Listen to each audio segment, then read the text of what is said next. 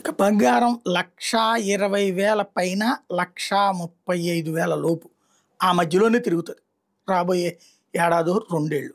ఎందుకంటే గత 3-4 నెలల పరిణామం చూస్తే ఆ మధ్యన 1,36,000 దాకా వెళ్ళిపోయి ఆ తర్వాత డౌన్ అయినటువంటి ట్రెండ్ నుంచి చూసుకుంటే లక్ష ఇవాళ చూస్తే రూ.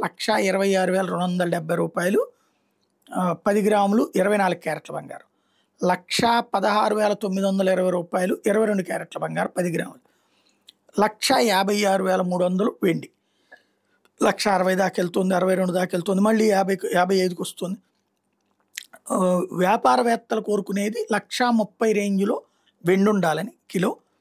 అదే సందర్భంలో బంగారం 10,000 రూపాయల రేంజ్లో ఉండాలి 24 గ్రాములు, ₹1,00,000 రేంజ్లో 22 క్యారెట్లు ఉండాలని వాళ్ళు కోరుకుంటున్నారు. అది కరెక్ట్ రేట్ అనుకుంటున్నారు.